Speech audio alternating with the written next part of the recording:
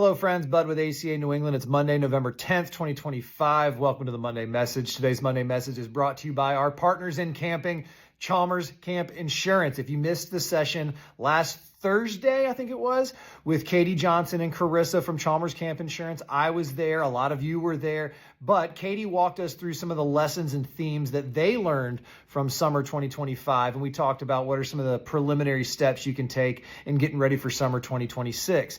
And I'm going to recap that session for you succinctly. I'm going to give you some high-level theme takeaways. If you want the goods, you got to go watch it. I'm pretty sure that Carissa said that Chalmers would have it up on their website. We will be sharing it as well in TradeWing as soon as it's ready. So if you're listening to this, or if you're watching this afterwards, you can go to one of those websites and probably find the whole shebang, as they would say in the showbiz. But there were four key themes that Katie presented at the top, and they were, and I wrote them down. We're not just going to be willy-nilly giving you information. I spilled. Willy-nilly giving you information. But investment in education is paying off, and she's talking about into the staff and the campers, into the world of abuse prevention, topics, learning, training, and into mesh needs. Abuse prevention and mesh needs. It looks like the education is starting to pay off. It's not that it was an incident-free summer. She said that incidents, when they did arise, staff seem to be better prepared to recognize behavior sooner, raise it, communicate it, and get back to Chalmers and the other insurance partners so they can come and help when they need to. Otherwise, the abuse prevention education seems to be paying off. Keep leaning into that work. Also, there were some learning opportunities from emergencies and close calls. There's been a lot of coverage, obviously, about what we've learned from what happened out in Texas. That was not ignored on the call, but what we tried to focus on is what we learned and what we saw here in the home region of New England. And mostly any kind of learning opportunities were noticed in the program areas. Katie said that they did notice that there was some repeated program area challenges that made them have camps ask, are staff showing up, or are they trained as well or as prepared as they used to be? Perfect example, you might have somebody running a program area for a decade plus, and that person steps aside. Somebody else comes in, and on paper, they might look like they're ready to do the job, but then you get out there and it looks like there might be some gaps in that training. So the preparedness in program areas, it seems to be just something to keep an eye on. 3, natural hazards and severe weather continues to impact summer. The weather, will start there, perennial, not going anywhere, always changing, evolving, growing, and we need to be as well. So being cognizant of how we impact the weather and how the weather impacts us. But the other piece was natural hazards, animals, specifically bats.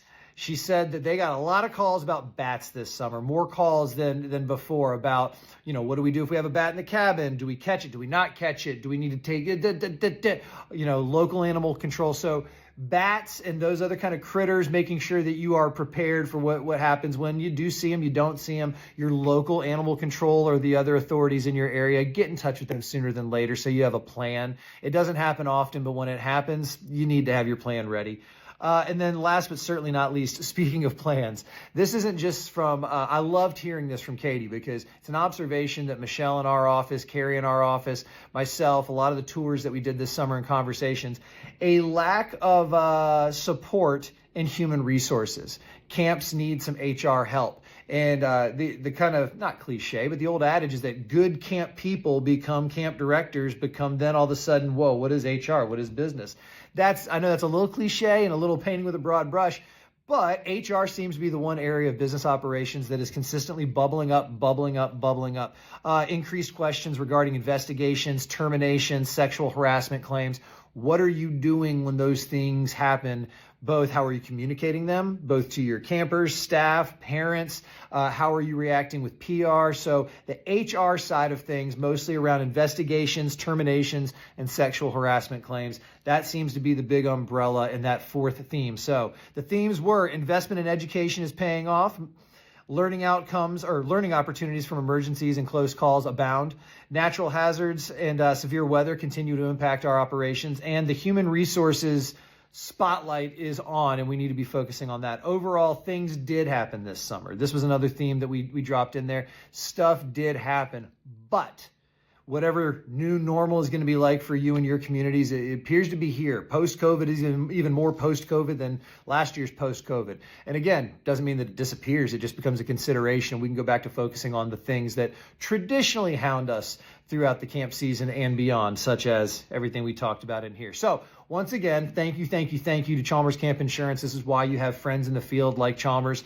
Thank you again to Katie, to Carissa, to everybody who showed up on Thursday, and to everybody who's going to stop what they're doing after this and go find that session on the Chalmers Camp Insurance website or TradeWing if you're an ACA New England partner.